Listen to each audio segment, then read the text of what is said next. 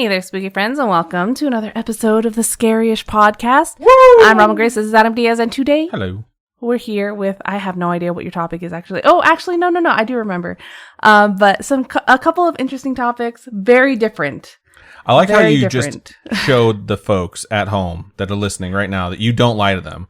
Because you're like, I don't really know what you're doing. Because you were going to say like interesting topic at first. And you're like, I don't know if this motherfucker's topic is interesting or not. Yeah, they're very different topics. I'm going to be doing a little bit more true crime. You're going to be doing more of the lore, fantastical urban things. Legend thing. So yeah, hopefully folks like it. A little mix. It's been like 2 weeks since you all heard from us. Last week we had to go back to Las Vegas, Nevada in order to attend ShineCon, a convention in Las Vegas, Nevada. Which was fun. The 0 out of 10 would not go again. Yeah, a lot of people did show up, so it was not a heavily foot trafficked event, and we took a lot of stuff. It was a 4-hour drive, which was actually smooth both ways, which is nice, except for the fact that most of the product came back with us because there wasn't a lot of people there. But we got to spend time with the JJ Obsession, which was fun. Got to see my mom too, so it was a fun weekend. Yeah. But yeah, that's the reason we were out of town, so we couldn't actually record the episode because of that. We're gonna be doing a live show tomorrow. If you're listening to this, it's May 11th, 2023. If you're listening to this on the day it comes out, we're also gonna be doing a live show on May 11th, 2023 for Storytime, and that's gonna be coming out next week. So for those of you who just listen to the podcast feed, next week will be a story time. For those of you who also watch us live, anticipate seeing a live show the same day this comes out. We're thinking it's going to be earlier, though, because we have to actually drive back to beautiful Las Vegas, Nevada again tomorrow. So that's fun. But I think what's going to wind up happening is we're going to go live around 2:30-ish p.m. Pacific time, 5:30 Eastern time. So we'll see. The time is kind of loose right now because we have to do a bunch of stuff. It's my birthday tomorrow, so it's going to be a little bit weird, but we're going to get a live show and we're going to do that story time. So technically, it's your birthday today. It's a lie. It's 11:44 p.m. currently. No. So, but like when this episode comes out. Yeah, it's my birthday when you're hearing this, folks, because this will drop at 4 a.m. Pacific time. So I guess that's true. Anyways, little programming note there for you. So come join us. YouTube.com/Scaryish, Twitch.tv/Scaryish podcast. We'd love to see you. But as for this particular episode, kind of excited because I'm going to be going over an urban legend. I haven't done one of those in a while. What are you going to be covering, Robin? I'm going to be covering the disappearance of a particular person. We'll go over who it is, the names and the title, but I'll go over all the details. Fine. In my half. Be that way. I think I'm going first, right? Yeah. Before we get started with the actual topics here, I want to give a shout out to the lovely patrons over at Patreon. Shandon, Ethan, Carl Olav, Lisbeth, you guys are absolutely incredible for being so generous and helping us out, donating. You guys can also be a part of this tier if you folks go over to patreon.com/Scaryish podcast. You guys help make this podcast possible. We really keep us moving forward. There's a lot of unforeseen costs to podcasting, and sometimes they stack up, and man, it is very helpful to have people that support you financially when it comes to those bills come and due sometimes, which they definitely did recently. So seriously, huge shout out to you folks. Thank you so much. Right on. So this week, I wasn't really sure what I wanted to cover, and I know I had a lot of time to think about it, but honestly, there's been a lot of stuff going on at work and then outside of work with our second or third or fourth job or whatever thing's going on. So when I sat down to say, what do I want to cover this week? I kind of wanted to do an urban legend. So I jumped onto Discord to see some of the stuff that's been suggested to see if anything was like urban legend-ish. And I was a little bit scared because I'm kind of out of urban legend stories from like my personal experience. All the things that I've gone and done, the stupid things I've done in my youth, I've already told you guys about. So I went to that Discord channel. It's the story theme suggestions, and I found something suggested by Dawners, DAWNRS, which I imagine is Dawners. And they had suggested something from Cassadaga, Florida specifically. And you know it's a local legend in Florida. It's probably horrifying because they do some crazy shit down there. So I did some looking into it, and it turns out that there's a lot going on with this particular suggestion. So that said, let's talk about the Devil's Chair. So obviously that could be a euphemism for like a toilet. But in this case, it isn't. It's like, I'm going to go visit the Devil's Chair really fast. You know, that sounds like something where you're saying you're going to go, you know, sit on a toilet and unleash upon it some unholy thing from your body. Okay, got it. This whole thing is actually something that I've never heard of before as far as the Devil's Chair. I've never heard of it or any of the other iterations. So shout out to Donners for bringing it up. I want to go ahead and toss out the disclaimer up front, like we usually do, that this could all be bullshit. I don't want to spoil anything for my topic, but since some of you may have heard of this before, like, oh, I've heard of the Devil's Chair, there is something I should clear up about this particular topic. This shouldn't be called the Devil's Chair. It should really be called the Devil's Chairs, because there's a lot of these fucking things. And I'm going to go over several, but one in particular, which is the one, like I mentioned, from Cassadaga, Florida. And that's where we're going to start.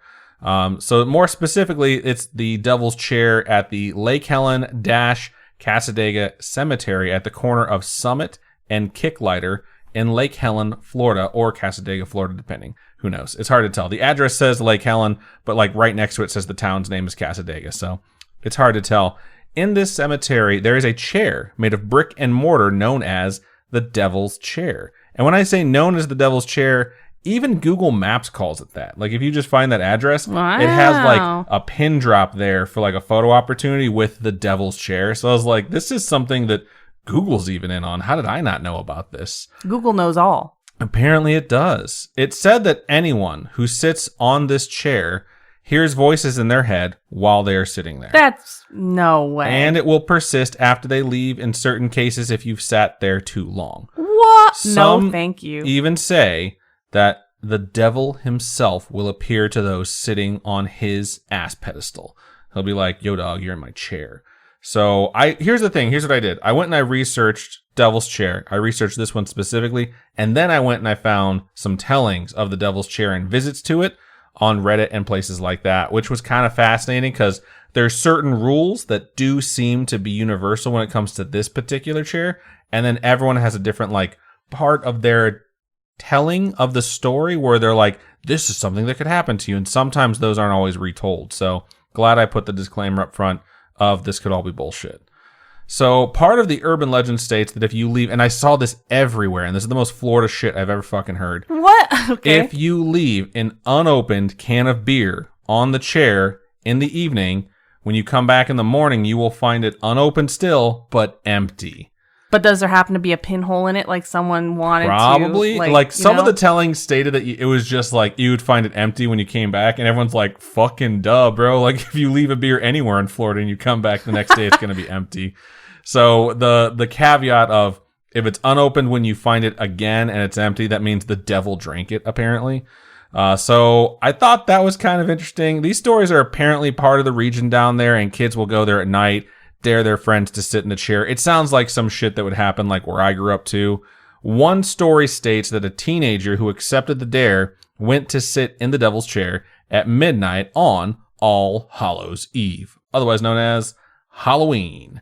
Halloween is brought up a lot of times when it comes to the Devil's Chair and when you're supposed to sit in it. Otherwise, you hear if it's not Halloween, you're supposed to sit in it at midnight. So midnight on Halloween is the worst time to sit in it, apparently. In this particular case, the friends didn't follow him to the chair. They pulled into the cemetery. He got out of the car. They're like, go sit in the chair. We're going to wait here. Let's see how long you can last. And they watched him go into the cemetery and head in the chair's direction, but weren't able to see if he got there because it was dark out. They can only see so far. And they're probably trying to make out or get high or get drunk while they're in that car, or all three. Or maybe none. Maybe they're just good kids, just little scamps, just miscreants or rapscallions or little fucking assholes, you know? Either way, as they stayed there, their friend wandered into the darkness and they sat there and they waited for him to come back, seeing how long he could last. And he never returned. And they're like, oh, wow, he's lasting a really long time. And then at some point they're like, he's lasting a really long time. Like, he needs to come back. And he literally never came back. That was the last anyone ever saw of him. He walked towards that chair and no one ever saw him again. So he was kidnapped. So this sounds like an urban legend, obviously. And I'll be honest, it probably is. I couldn't find any confirmation of a missing person who was last seen at this cemetery. I found missing persons cases in this particular area, but nothing had to do with the cemetery. But like a lot of urban legends, I think this got fueled by some truth, because I did find a case of a 10-year-old boy and his grandmother who went missing in Cassadaga. In that, I think it was 2002, 2003 time frame. From what I can tell, the grandmother was actually never found, but in 2004, specifically June of 2004, that 10-year-old boy's remains were found in the woods of that same area. It's like the woods that are right near that cemetery. And I mean, a kid going missing and showing up dead right by the Devil's Chair could definitely feed into that legend. It just takes like a couple of, classes in high school, like senior to freshman, to cycle through where it's like, oh yeah, did you hear about that kid that died at the Devil's Chair because the location got shifted, or the details of the case got changed by kids that were trying to sensationalize something. But the grandma never showed up. From what I can tell, the grandma never showed up. They pinned the murders on a dude that had already died. He killed a bunch of other people too, apparently, and then kidnapped his wife and like his girlfriend. It was a really weird case, and I'm like, I'm gonna have to look into this one on the side. And then he killed himself in the car with them and didn't hurt them. Frick? And they're like, oh yeah, we think he killed the grandmother and the kid too. I didn't dig into the case to see whether or not I thought that was true, or if they just said, here's a dead criminal from the area, let's pin it on him too, because we have this missing persons case on our books. But maybe I'll dig into that other case in a different episode when I'm feeling more true crime-ish. So obviously that's a creepy story, right? It's not shocking to hear that even though this legend exists, there's some sort of true crime around there that might feed the legend. And actual remains of a murdered child found near that area, like, you figure that would keep some people away. That would instantly become an urban legend. Yeah. People still flock to this fucking thing, even though that happened, and probably more so now. I read an account from a blogger that actually went to the Devil's Chair themselves. They state it took place on a Friday the 13th in October. Get used to hearing that. Which means that it had to have been 2000 or 2006, because this article was published in like 2015. And the next Friday the 13th in October didn't happen until like 2017. Okay. So, and based off their picture, I assume that they're not from like going to the Devil's Chair while they're a teenager in the 90s. So that was my guess. I'm just speculating here. Or they're fucking lying. It wasn't actually Friday the 13th. They just went on a normal day. Or it was Friday the 13th and it wasn't October. Who knows, people? Let's get to the story. Stop asking me all these questions, okay? Anyways. This person went to the cemetery with her friends with the intention of sitting in the Devil's Chair to see if all these things were really true. But these friends decided to park, and they all walked to the chair together rather than let their friend wander into the darkness and disappear like that other group. They're like, let's park the car, let's all walk to the chair, and we're going to experience this thing together, which I think is smart. Not trespassing or sitting in the chair, but doing it as a group. While standing there and staring at the chair, they thought they heard something moving in the cemetery. And they looked around, and turns out they were right. They looked up and they saw images of people moving towards them. That's creepy. So the blogger, she turned and she ran back to the road where the car was parked. And as soon as she got there, she looked back and she realized that none of her friends had followed her. She was by herself at a car that wasn't hers without the keys. So she had to make a decision. Was she going to try and hoof it home, or was she going to go back and see what happened to her friends? And she decided she was going to go back and check on her friends. When she worked up the courage and she snuck back there, she saw a kind of scary sight. Her friends were all now stationary on the ground and restrained with handcuffs. And these strangers that had approached them in the cemetery, none of them were wearing uniforms or cop uniforms. They're all in plain clothes. What? So she herself gets caught by these folks because she got heard sneaking back. She gets handcuffed, and then they get detained in a, quote, holding cell in what we thought was a house. End quote. But they weren't cops. They don't appear to be cops. She and her friend basically fucked around, and they found out. And they're really scared at this point because they're like, who the fuck are these people? Why are they keeping us hostage, essentially? Why have they detained us? We know we were trespassing, but they were really, really scared. But then, in one of the more lighthearted sentences I've read while researching on this show, because I heard all that, and I was like, someone's going to get murdered or sexually assaulted. She states, quote, it was only later that they finally identified themselves as police officers, which might mark the only time in history that people have been glad to get nabbed by the cops, end quote. So they're like, oh, thank God they're actually cops. Kids descending on this place isn't the only thing that happens either. Like, I've read stories about people getting caught there, getting busted, which seems to be a pretty common thing, especially in October since there's like an influx of activity. But there's these other things that I've read about where like the roads get closed that lead to the cemetery at night. And you would imagine it's the police doing it so that, people wouldn't show up and park there. But it's not. The police don't have anything to do with it. They actually have to show up and break it up. It's being done by mediums. What? And like spiritualists in this area who are deciding to go to the chair and attempt to communicate with the dead. and they believe they can use the chair's power with which to do that. But if it's called the devil's chair seems evil, seems like it's not the best energy to use. I feel like people just decide like, oh, okay, if this is an object of power, let's use it for our designs, and I'm sure nothing will go wrong. Which is pretty dumb. Like, kids scaring themselves with something is one thing. It's another thing for people to try and pierce the veil at a specific spot. It's said that the city itself sits on a vortex of concentrated psychic energy. Who says this? I don't know. People probably that want you to think that the place is really haunted, but they compare it to places like Stonehenge or the pyramids. And that's probably why these three places are mentioned in, the same sentence together so often. I always hear people say Stonehenge, pyramids, Casadega, Florida. Obviously not. That's a joke. People tend to think there might be something to it, though. The cemetery does date back to the 1800s. I know what it's like being in a cemetery that old. In general, it's pretty creepy. And if you're there, you kind of feel like something is amiss, something is off. So I think that probably lends credence to this whole urban legend. There is a Casadega spiritualist camp in that area that's been around for over 100 years. Apparently it's like founded by someone who's fairly well known in the area as a spiritualist, where they're like famous. But as I looked them up, I couldn't really find anything but LinkedIn profiles for people nowadays who share the same name. So I was like, I'm not sure this is like popular or like well known outside of this particular area. That spiritualist movement, they think of the city as the psychic center of the world, which is a really fucking bold statement. That's like saying best pizza in the world. Like, you better have the balls to back that shit up. Especially considering there are so many other devil's chairs out there. Like I mentioned, it shouldn't just be called the devil's chair. It's going to be called the devil's chairs. In fact, there is one in Greenwood Cemetery in Decatur, Illinois, which is not far away from where I grew up. It's about like a 2.5 hour drive. And there's very similar stories about that chair as well. Like, if you sit in it, things will happen to you, creepy things, you might see the devil, blah, blah, blah, blah, blah. There's one in Union Cemetery in Guthrie Center, Iowa, that's said to summon the devil himself as well. And it's actually located between two unmarked graves. And there's all these rumors about whose graves they are and what their relation was to each other and why there's a chair between the two of them. For this particular devil's chair, folks that sit there state they are cursed with bad luck for an undetermined amount of time. I found some stories stating it's for like 24 hours, some stating it's for 7 years, anywhere in between, plus or minus 90 years probably. People just make shit up on the internet. There's one in Missouri called the Baird chair. It's called the devil's chair or the Baird chair, if you're being more historically accurate. It was put there in 1911. There's more like actual history about this particular chair.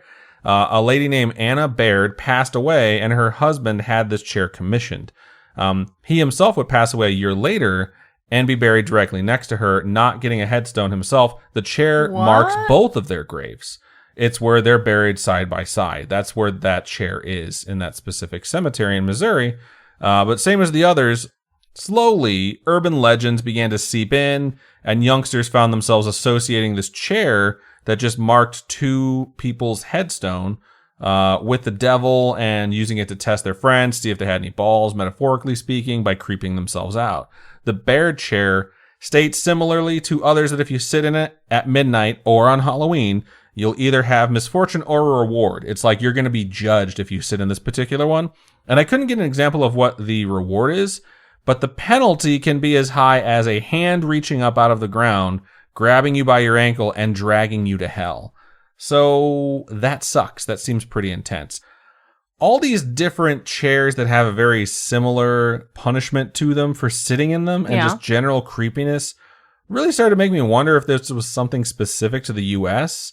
So with a bit more digging, it appears that back in the late 1800s, early 1900s, it became fairly commonplace for a lot of cemeteries and graveyards to wind up having sculptures of chairs or benches added to it by donors or people who had just lost someone recently, sometimes used as their headstone.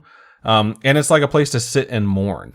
That seems like something that would just build up a lot of energy. That it's just like all these people's sadness and just hurt and everything and all this pain into this one spot. I could see bad vibes kind of growing from that. I thought it was kind of sweet though. It's like, people are going to come there and feel sad, and it's like, hey, don't sit on the ground, like use my headstone to like sit down and take it all in type of thing. But the tradition did fall out of favor, which isn't shocking, probably because people stopped caring about each other or just giving a shit about anyone else but themselves in general as time went on.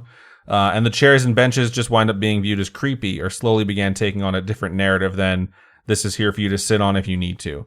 It does stand to reason, like you mentioned, that a person in a cemetery sitting in a chair having a really hard time could identify that chair as like something not good, you know? Yeah. Or like creepy shit happens in cemeteries. It wouldn't shock me if someone sat down to use a chair like this and they saw something or they felt some sort of presence or they got frightened in general. And slowly but surely it started to build up a reputation as like, if you sit there, something bad's going to happen. Like if you're sitting in this chair, you're literally surrounded by the dead. If you're going to see a ghost, that's as good as place as any is basically what I'm saying here. If that happened, it's pretty believable folks would slowly but surely give that chair a reputation as being the cause. Yeah. It should be noted, though, the U.S. is not the only place that has these supernatural chair myths. There is one that looks just like all these other chairs in Torcello, Italy. I don't think I'm saying that right, but I apologize. There's a chair there that's carved from stone, and it's actually behind a museum, and that chair is over 1,500 years old.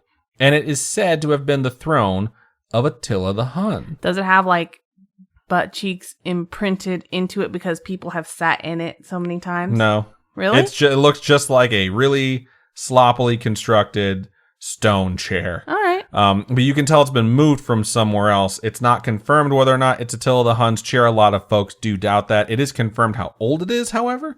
Attila the Hun was pretty fascinating. If you're into history, check out his story. You've probably heard of him before. I might do a quick topic on like Patreon or something. We talked about doing stuff like that, like flash topics. Maybe for him, because he had some sort of like crazy supernatural connection with like attacking cities and being killed by God. What? I'll keep going though. So his throne is viewed as supernatural in kind of a different way.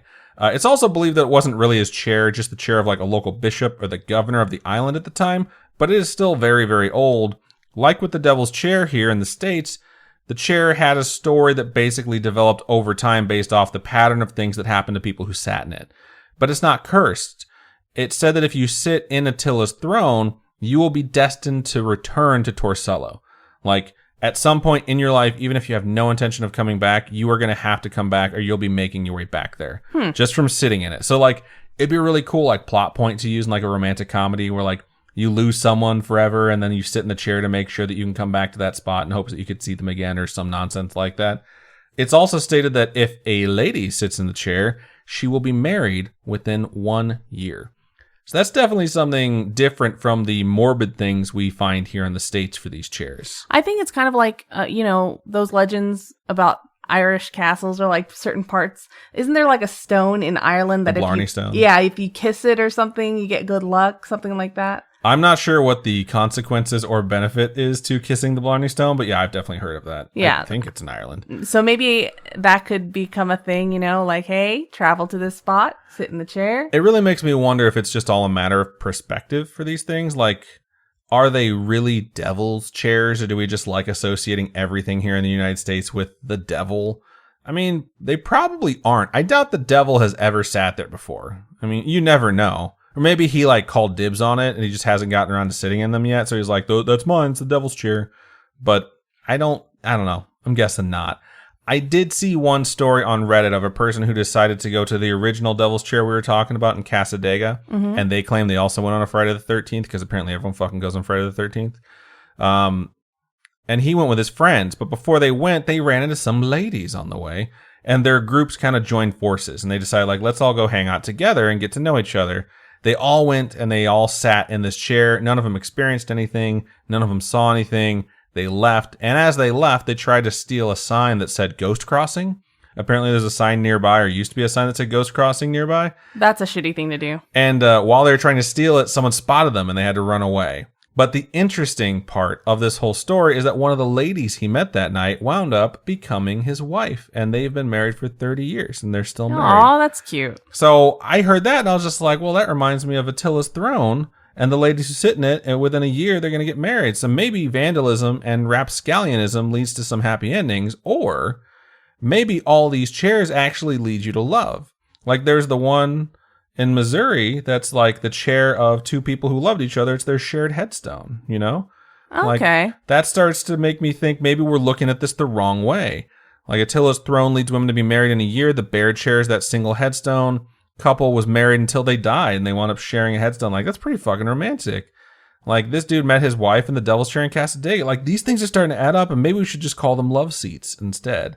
I do think that phrase is already used for something else, but yeah, it's a good phrase. Like, maybe it's just something that's been lost in translation over enough time. Like, you're actually destined to get married if you sit in one of these chairs in a graveyard, which, let's be honest, is pretty similar to being dragged to hell. I knew you were going to make that joke. Or meeting the devil. Yeah. So, I knew it. Let's just call this one plausible. Oh, God. And that, my spooky friends, is the Devil's Chair. Thanks. I hate it. I hate you. So, all right, before we move on to Robin's topic, which I can tell her I didn't like at the end of it, we're going to take a quick commercial break.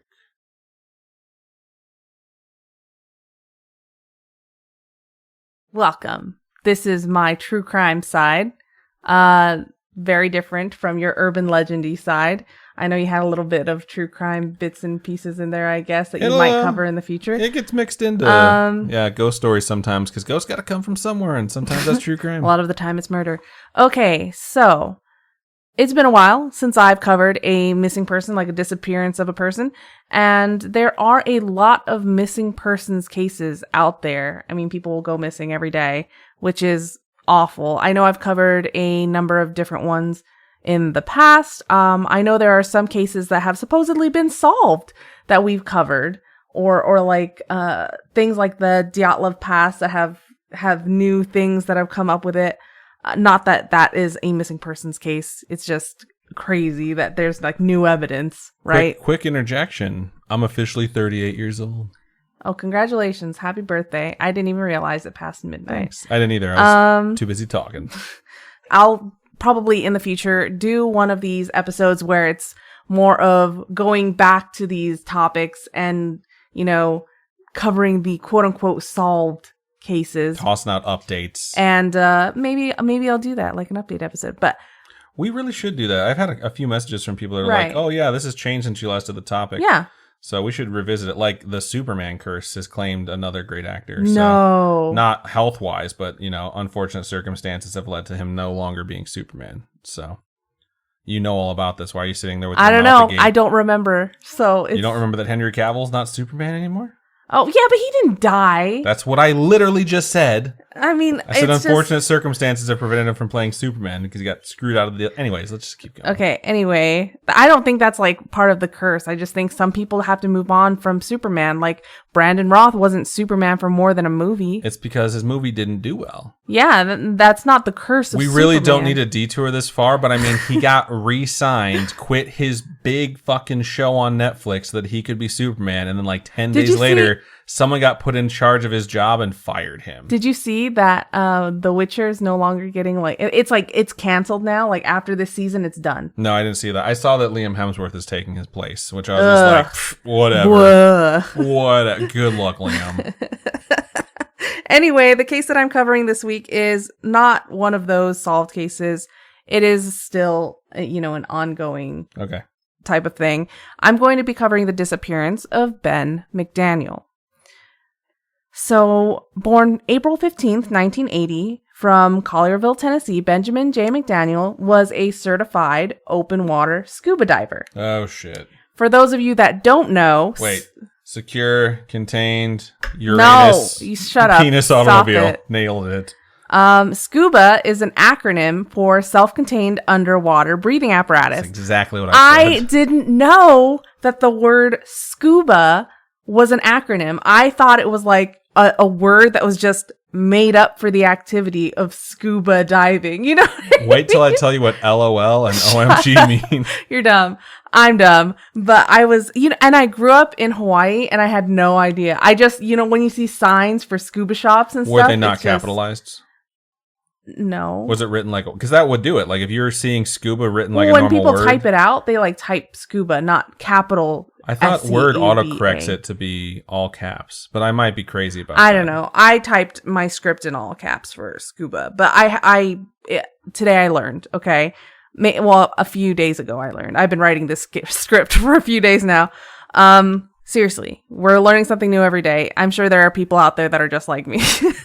But he had an open water. He had become an open water diver when he was 14. And you can get that certification really early. And I've seen people take the tests and stuff. Like, you have to go underwater, be able to like get your goggles back on and clear the water out of your goggles, stuff like stuff that would absolutely horrify me. To safely traverse underwater before you're certified to drive a car? You can, I've seen young kids do it. I was able to go scuba diving when I was still like 14, 15. Were you certified though? I wasn't certified. I just went like once or twice. Didn't you hate it? I didn't mind it. I was horrified because it was my time of the month, guys, TMI. And I was afraid sharks were going to come and fucking eat me. But I went anyway. And I didn't get eaten, obviously, but it was a cool experience. Scuba diving was not as scary. Well, no, okay. Snorkeling, when we went to snorkel in Mexico, was scary. But when they were training us to go scuba diving, they make you take your respirator out of your mouth and find your emergency respirator. I freaking hella panicked. And I was like, I'm going to die, because you're underwater and you're like, I don't know what I'm doing. And the scuba diver, like, he just picked it up. It was like right there. He just picked it up and put it in my mouth. I was like, dear God.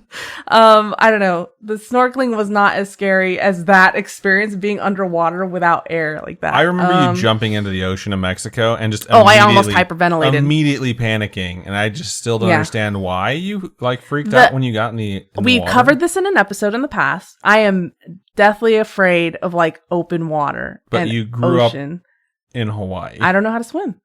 Okay. I mean, I know the physics of how to swim, but I can't. You know how people tread water for like 30 minutes and don't feel anything? They're fine. I am like 2 minutes and I'm like, guys, I'm going to drown out here. Someone save me. I also like get pretty fatigued trying to tread water. So I just lay on my back. I just like take a deep breath and just float onto my back. And I'm like, this works for me. Like, I'll tread water this way. Yeah. The ocean scares me. I don't know. There are a lot of people out there that are like, I love scuba diving. I love going out, doing all that stuff. I like snorkeling. I'm like, no, that's not for me. Anyway, this guy, he got certified when he was 14. He absolutely loved the water. He was the oldest of 3 sons, born to a Shelby and Patty McDaniel. He had actually visited his parents in Memphis, Tennessee, just a few days before his parents were told that their son had gone missing. So let's go back to the 2000s. That's freaking 20 years ago. But I feel so old. It was a really rough period in McDaniel's life, in Ben's life. He had returned to living with his parents in Collierville, Tennessee, after his marriage had ended in divorce. His construction company had failed, which left him buried under approximately $50,000 in tax debts due to the IRS and to the state. He also experienced the loss of his younger brother, who passed away in 2008 from a stroke at the age of 22, which is super duper young, and he blamed himself. Oh, it's not his fault. And it's not his fault at all. It's a stroke. He had been the one to find him in their family home. And so I think that's a part of it where he's like, I should have, been able to help him or seen it coming or something like that. For anyone that's ever been in a similar situation, like, that is never your fault. Ever. And it's just so sad that trauma was inflicted upon you. Yeah. It was just a really rough time for him.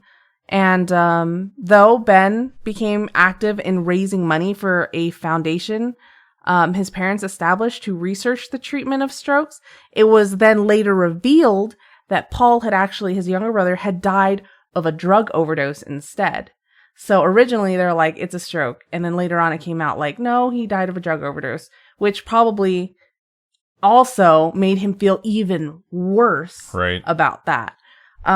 So you could say that Ben was just not having the best Y2K era you could possibly have, right? So the family suggested that he go on and take a sabbatical, which is just a break. Take a break from life, go and do what you want to do. They decided to support him financially so that he could kind of get his mind off of things.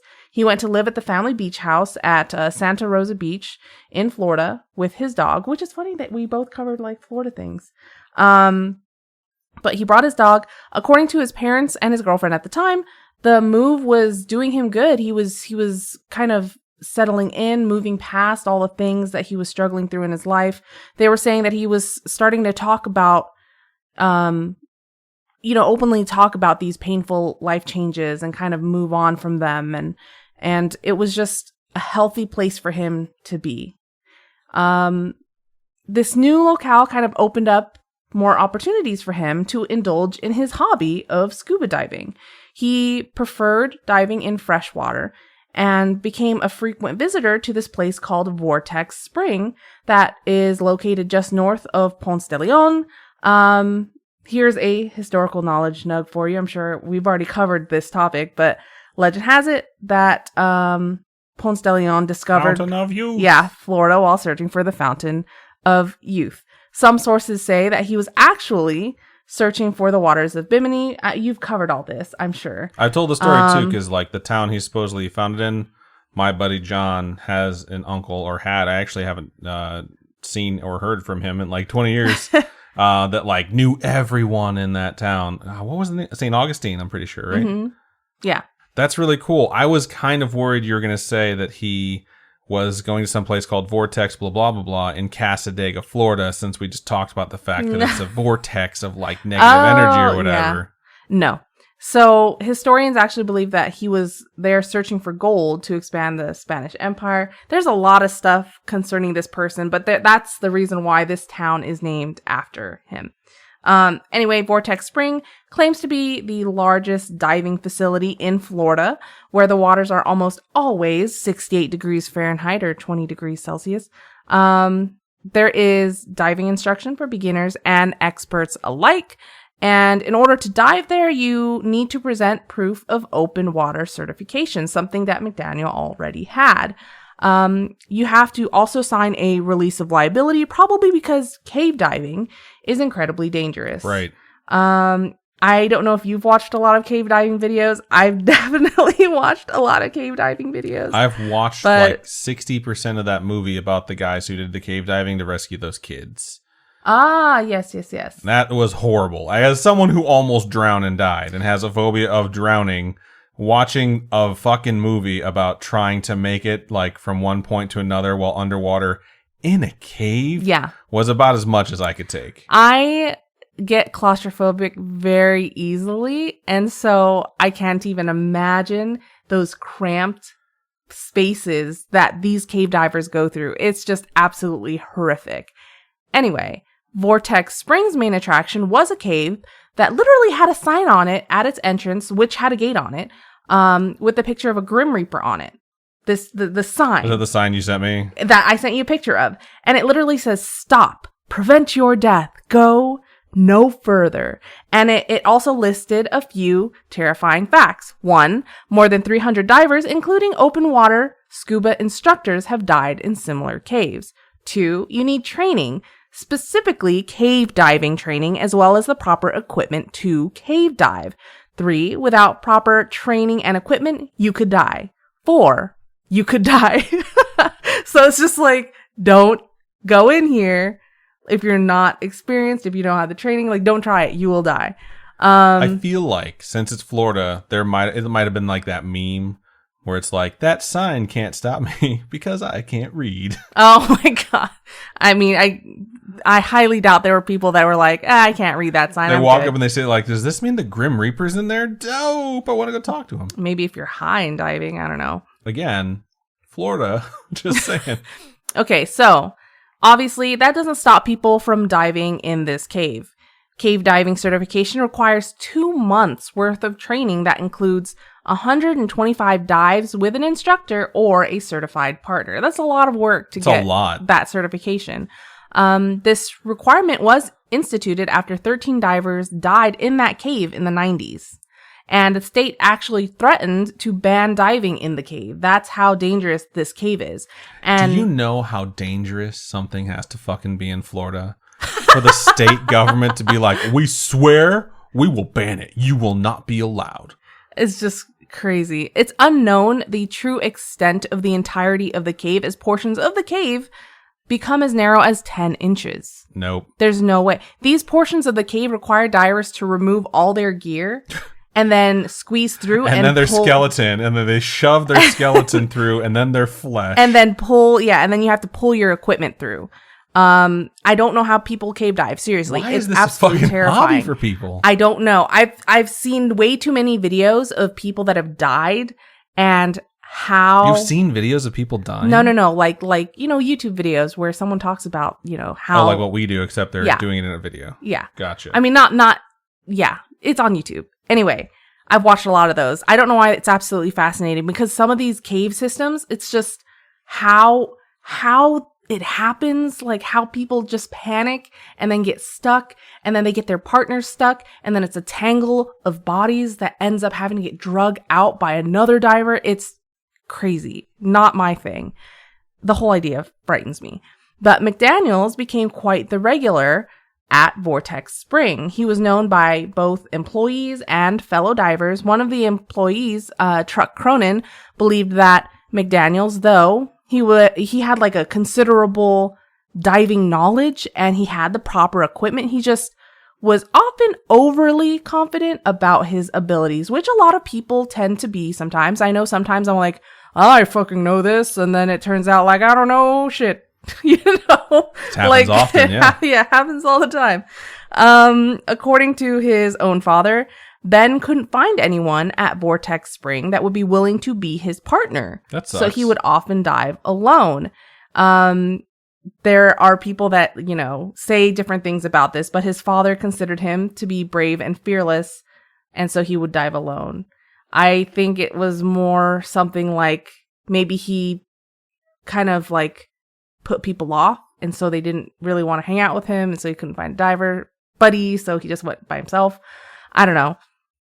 But brave and fearless obviously doesn't mean invincible by any stretch of the imagination. In August of 2010, Ben had been in Florida for about 4 months and had decided to head back to Tennessee for a visit.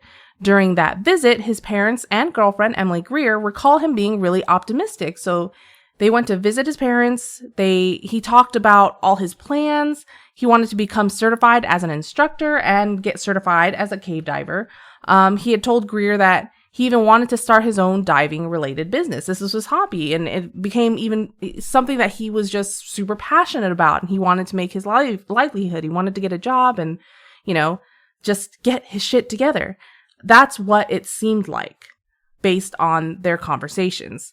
He returned to Florida the weekend of August 14th through 15th.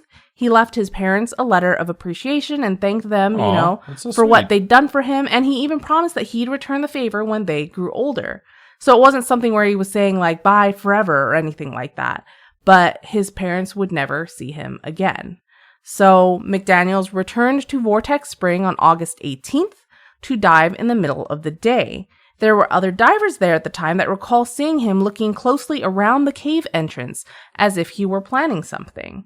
Upon resurfacing, he filled the tanks that he had at the dive shop, though at the time it wasn't known what he was filling those tanks with, apparently. Like there's the video, what is it called?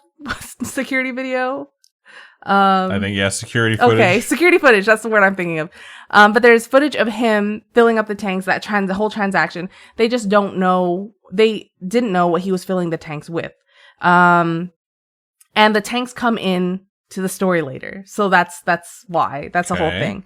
I don't know how dive shops work. I don't know how you fill up your tank. Like if there's like a different, like you go here, you fill it up with a little bit of this and a little bit of that. Because I'll take a little bit of helium because so I know funny afterwards. Oxygen tanks are a mix of gases. And depending on the concentration of different gases within that mix, it's used for different things. So if you want to go deep cave diving, you need a particular mix. I think it's like you want more nitrogen than oxygen or something like that. What? Yeah. So you whatever goes into your tank, it depends on what you plan to do. Like depending on the temperature, depending on the depth you're going to be diving at, stuff like that. That affects how your blood is processing those gases because you don't want normal air when you're deep diving. Okay. Because you know how... Is it true deep sea divers just use Febreze? What? It's obviously a joke. Why do you take everything so seriously? Anyway, it's because I'm trying to explain like a real thing. Anyway, so witnesses place him at the spring all afternoon. He was testing his equipment. He was taking notes. It wasn't until that evening when he started another dive. He called his mother that night, and then around 7:30, he goes in. A few employees were coming back from a dive when they saw him descending with his lights on, and he had a helmet on, which was a sign that he was going to go cave diving. Because why else would you have a helmet and light on, apparently? It was a sign he was going to go into the cave, but he wasn't cave certified.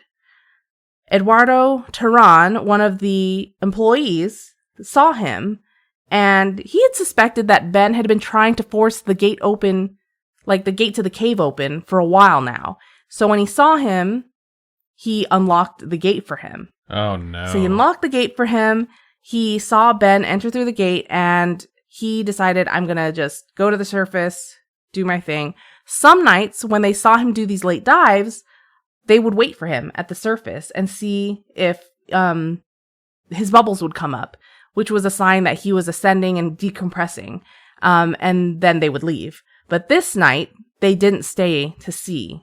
They just went to grab coffee at Tran's house, which is probably how this whole disappearance happened. No one was there to see what happened. No one ever saw him again. When they returned the next morning, Ben's car was still there. They claimed that it was too busy at work. It was the summer. There were a lot of people coming in because people want to cool down. It's Florida in the summer. They want to go swimming. So they claimed it was so busy, they didn't notice his car. Like, they saw his car, didn't notice really anything. Then it was there again the next morning. And so they wow, a whole day went by with his car there, huh? They didn't notice his car move because it was too busy for them to notice if it was, anything was going on with it. But after asking around, it was determined that no one had actually seen Ben. The car never moved. So Terran called the Holmes County Sheriff. The sheriff's deputies came in and started their investigation. None of Ben's equipment was found at the spring initially. There was no sign of a struggle anywhere. There's no struggle by his truck or anything like that. His wallet that was filled with almost $1,000 worth of cash was still in the cab of his truck with his cell phone. So he wasn't robbed, There were also dive logs that he had logged. So so there were his dive logs. There was evidence of him having explored the cave in the past. There were maps of the cave that he'd drawn out. His dog was still at his house. Aww. It was like starving after having not eaten for a few days, right? The assumption based on their findings was that he never resurfaced and had probably drowned somewhere within the cave. A recovery operation was launched in hopes of finding him somewhere within this big cave system. There were very few divers experienced enough to make an attempt at trying to find him. Based on typical diver behavior, they searched crevices and fissures that he may have gone into in a state of panic when his tanks ran low. I read things where it was like when divers panic in caves, they sometimes will go deeper into the caves because they get disoriented and they're just trying to figure out a way out. One diver stated that he had actually almost died in an attempt to find him. Yeah, that would be my biggest fear launching a rescue operation or just a recovery operation is like you're sending people into a location that likely has already caused someone's death. So it's super hazardous. It's happened before where it's like a diver got stuck, died. Their friend tried to get them. They died. A rescue diver went in to try and pull their bodies out. They died. It just becomes a huge, I could never do it. I never want to do it. It's just absolutely terrifying. And anyone brave enough to do that, like, shout out to you. Yeah.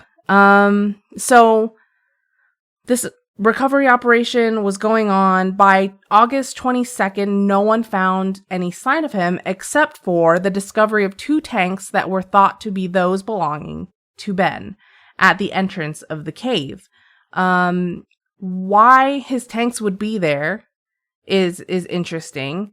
if he had no intention of entering the cave. What divers will do is they will place tanks along the path that they're going to take so that they can, on their way back, they can have oxygen, you know, because when you go back up to the surface, it takes you much longer than when you go down because you have to decompress. Gotcha. So they leave these oxygen tanks along the way so that they'll have oxygen. I watched too many of these stupid videos. They're not stupid. They're absolutely fascinating. But these tanks didn't contain any specialized gas mix. It contained normal air, which doesn't make sense because it shouldn't be normal air if you're going to be deep cave diving. Another tank was eventually recovered, which was actually completely full of normal air as well, but it was 200 feet into the cave. So this dude was just taking normal air with him. So they were like, what's going on here? So the tank that they found within the cave was full of normal air, and it had a regulator on it, whereas the ones outside the cave didn't. So it's all very strange that these full tanks are in these locations. On August 23rd, Ed Sorensen, a veteran cave diver and recovery specialist, arrived at Vortex Spring. He performed dives that went even further than those maps that Ben had made. Despite the attempted dives, he found nothing. There were no signs that there was a dead body there based on the lack of increased animal activity that would result from a dead body. Like there would be more carnivorous animal activity if there was something there. But there wasn't. There were no marks on the cave walls or disturbed silt, because if he had gone super deep into these really narrow tunnels, there would be signs of like scraping based on like his helmet scraping the top or some, and if he was panicking, he'd scrape the sides. There was no evidence of that. Ben was 6'1", or 185 centimeters tall, and 210 pounds. Okay. So he was taller and heavier than Sorensen. And this led Sorensen to be like, there's no way he could have gotten through some of those more narrow passages without leaving some sort of evidence, because he is an incredibly experienced diver and he could barely do it. He's done like over 2,000 dives, cave dives. So he's incredibly experienced, and Ben wasn't even certified.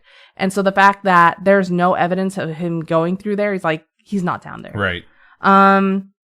His definitive answer post-search was that there's no way Ben could have been within the cave. So Turan, who claims to have let Ben into the cave, passed a lie detector test about his actions that night. So unlocking the gate, letting him in, things like that. Yeah, and we all know at this point that these lie detector tests are no longer allowed in court for a reason. They can't always be trusted. You can trick a lie detector test. So that's interesting. The McDaniels did everything that they could to try to find Ben. There were divers, cadaver dogs, helicopters. For months, they searched for him. And they searched in the surrounding swamps, along the banks of the spring. There just wasn't any evidence of him there. They even offered a reward for any information that could lead to them finding him. It started at $10,000 and got increased to $30,000 by March of 2012.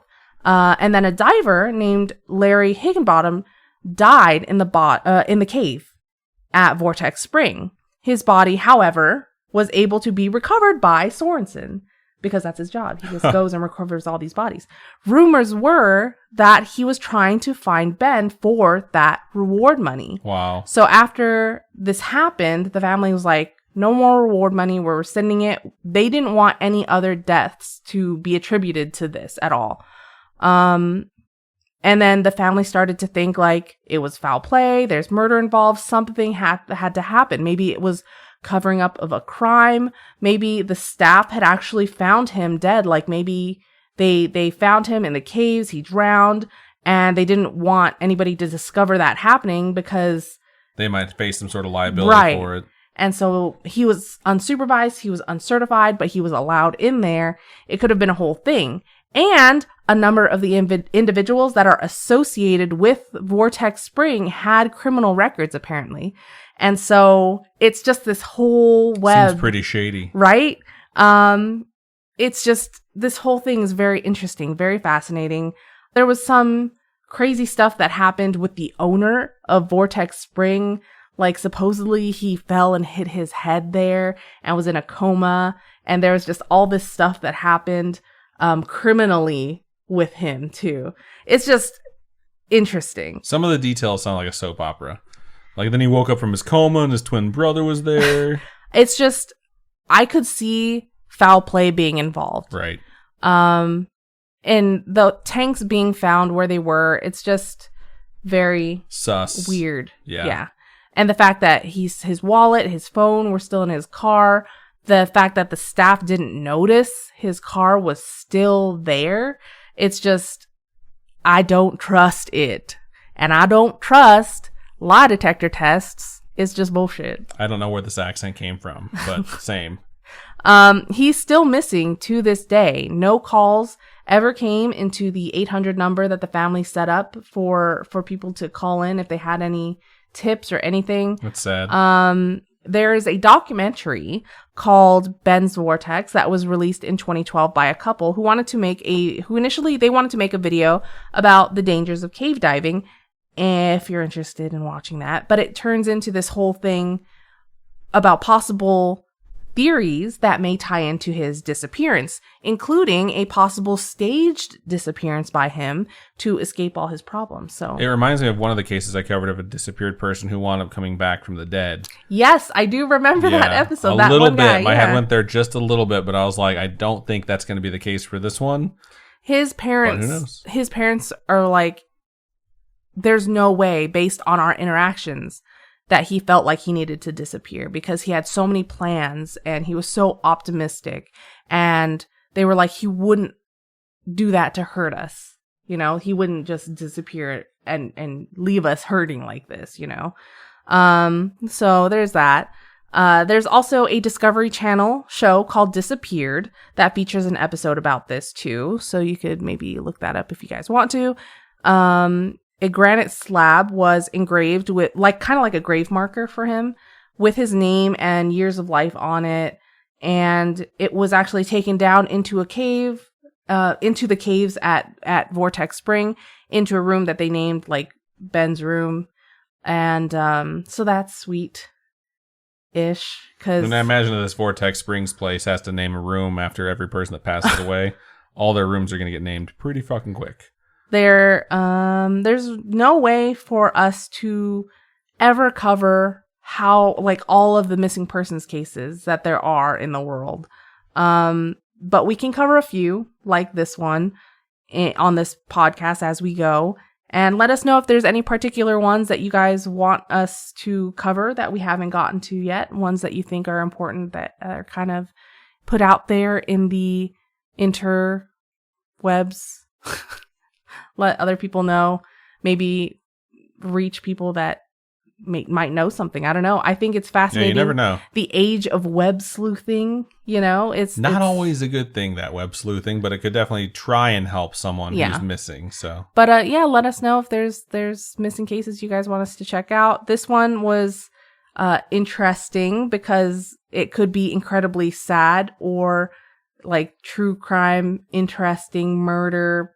You know, I don't know. Yeah, the foul play angle of that thing really started to make more sense the further you got into it. Yeah. So, that's the disappearance of Ben McDaniel. Right on. That was really good. Very detailed, very well written, and pretty encompassing of everything that happened. So maybe one day we'll be able to do a follow-up and be like, hey, it's been solved. Now we know what happened. Yeah. So who knows, though? Either way, good stuff, Robin. Thanks. All right. I think that's just about everything we have for this episode of Scaryish. Thank you all for listening. We appreciate you. If you want to send us a story of something you've done, it doesn't have to be about investigating a devil's chair or going missing in a cave. It could be about anything: supernatural, spiritual, coincidental, true crime, extraterrestrial, or just funny in nature that you want to share with us. Please email storytime@scaryish.com or go to our website, scaryish.com. Click on Contact Us. Fill out that form. It comes directly to us, or hit us up on our social medias. Facebook is facebook.com/scaryish podcast. Twitter is @scarishpod and Instagram is @scarishpodcast. Robin, for folks who would like to donate to us, how can they do so? Well, you can go to patreon.com/Scaryish podcast. Those are monthly donations. You can be one of those people that we give shout outs to. And we have a bunch of stuff on there. We have a couple Storytime episodes, I think, that are exclusive to Patreon. We do. So check it out. There's stuff on there. And you can also go to ko-fi.com/Scaryish podcast if you like one-time donations instead. Come on, guys. It's my fucking birthday. Head on over. Buy me a coffee. Thank you guys so much. Yeah. Right on. That's everything we got. So we hope you enjoyed episode 264. We will see you later on today. If you are viewing, if you're listening to this after the fact, then hey, you'll hear what we did today on the next episode, which will be story time. So that's everything. Robin, why don't you go ahead and sign us out? Keep on creeping on. We'll talk to you guys later. Bye-bye.